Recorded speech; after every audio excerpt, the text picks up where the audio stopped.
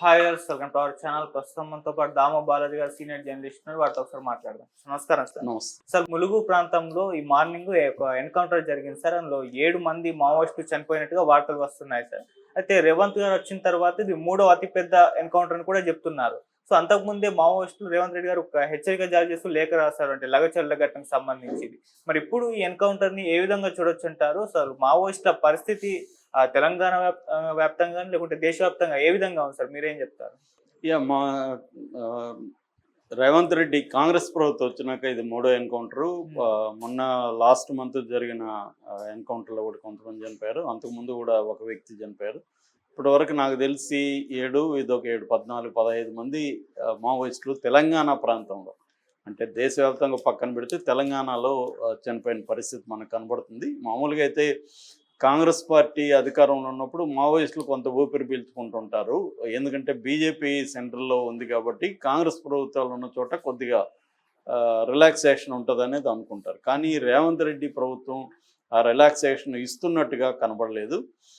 దీనికి కారణాలు ఏంటంటే రేవంత్ రెడ్డి కూడా కేంద్ర ప్రభుత్వ నిర్ణయాల్ని వ్యతిరేకించే పరిస్థితి కనబడలేదు. ఎందుకంటే కేంద్రం వ్యాప్తంగా యాక్చువల్గా కాంగ్రెస్ ప్రభుత్వం ఉన్నప్పుడే 2012లోనే మన మన్మోహన్ సింగ్ డిక్లేర్ చేశాడు. అతిపెద్ద ఇంటర్నల్ సెక్యూరిటీ మావోయిస్ట్ మూవ్మెంట్ అని ఆయన డిక్లేర్ చేశాడు. అప్పటి నుంచి కూడా అతిపెద్ద internal security threat Maoist movement కాబట్టి మావోయిస్ట్ మూవ్మెంట్ని తుదముట్టించడం అనేది ప్రధాన కర్తవ్యమైంది. అందుకని వాళ్ళు లెఫ్ట్ వింగ్ ఎక్స్ట్రీమిజం అనే ఒక వింగ్ని కూడా సెంట్రల్ హోమ్ డిపార్ట్మెంట్లో పెట్టారు.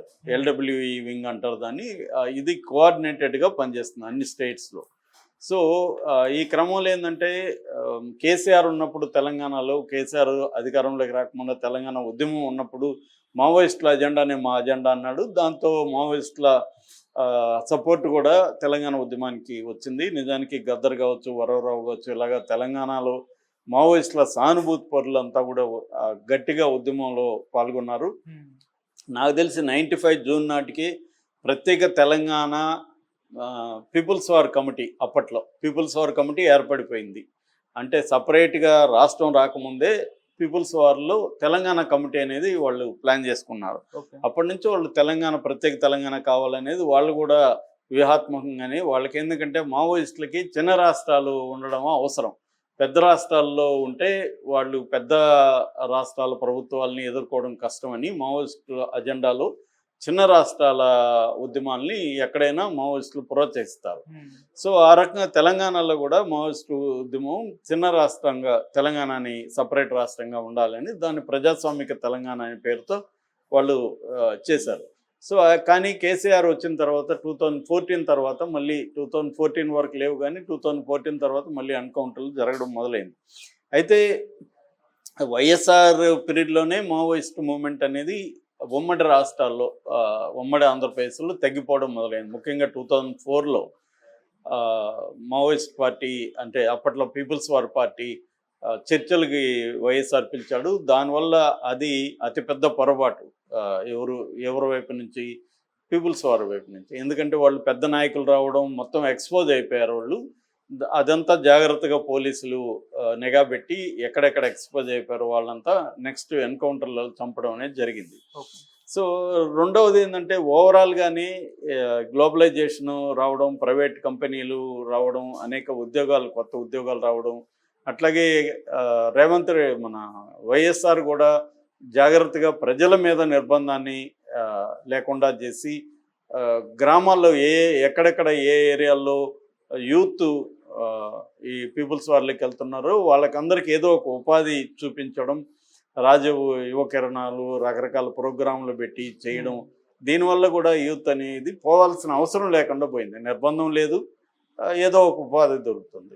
అంతకుముందు నిర్బంధం ఉండేది, ఉపాధి. చాలాసార్లు అప్పట్లో మేము అనుకున్నాం పోలీసులు రిక్రూట్మెంట్ ఏజెన్సీకి పనిచేస్తారు మనకని, అంటే పోలీసుల నిర్బంధం వల్ల వీళ్ళు పార్టీలోకి వస్తున్నారు అనేది అప్పట్లో అనుకునేవాళ్ళు.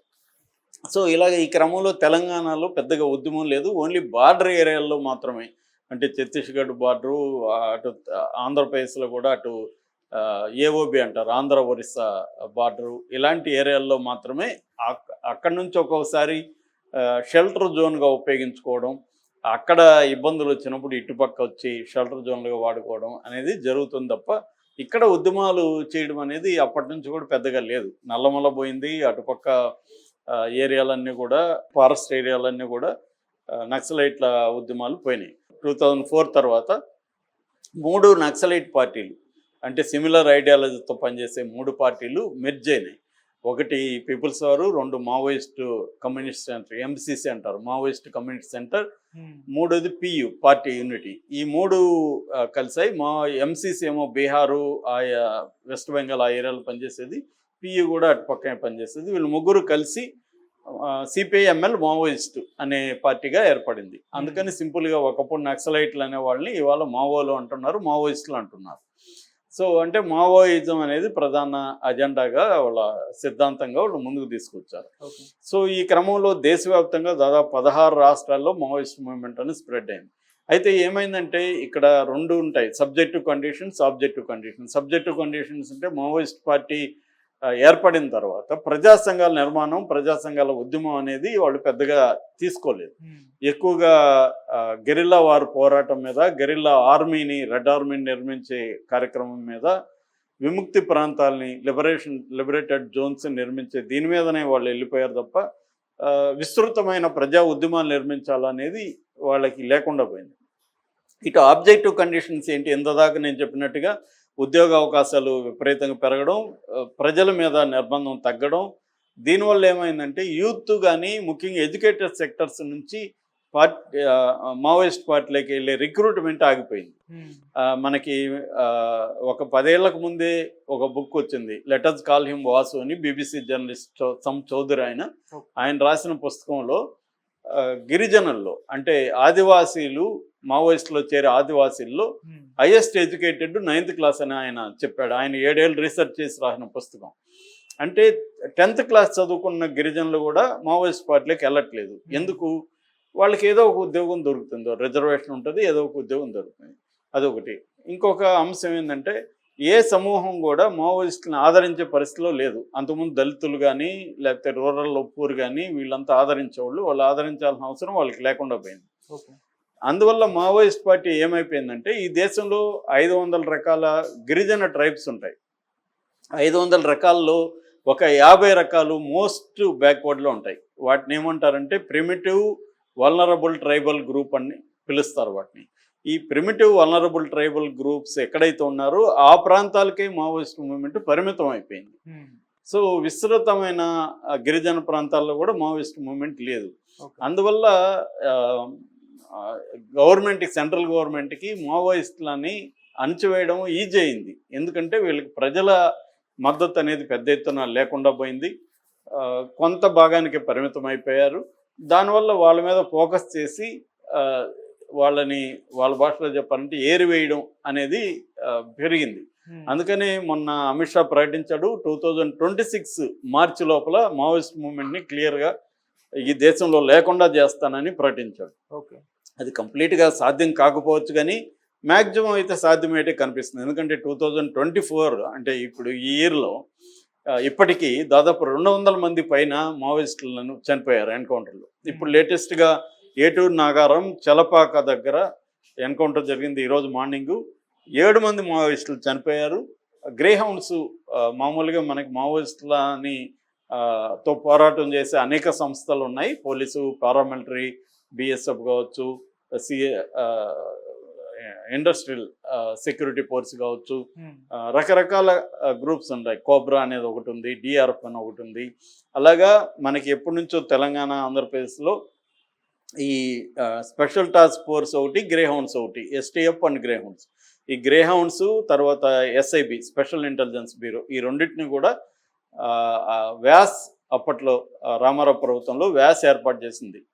ఈ వీళ్ళేమో గ్రే హౌండ్స్ ఏమో ఫీల్డ్లో వెళ్ళి పోరాడతారు, ఎస్ఐబి ఏమో మావోయిస్టులకు సంబంధించిన ఇంటెలిజెన్స్ని కలెక్ట్ చేసి వీళ్ళకి అందిస్తుంది.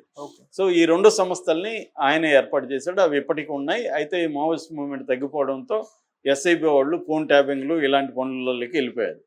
కానీ గ్రే హౌండ్స్ వాళ్ళు ఇప్పటికి కూడా ఉన్నారు. వీళ్ళ జ్ఞానాన్ని, వీళ్ళ అనుభవాన్ని ఇతర రాష్ట్రాలకి, ఛత్తీస్గఢ్ ఇలాంటి రాష్ట్రాలకి వీళ్ళు అందించడం, వీళ్ళు అక్కడ పనిచేయడం అనేది జరుగుతుంది. ఉమ్, సో ఈ క్రమంలో ఇప్పుడు ఇక్కడ 7 మంది ఈరోజు చనిపోయారు. ఇందులో DCM అంటారు, అంటే district committee member Kursam Mangubhadru alias Papanna అనే వ్యక్తి చనిపోయాడు.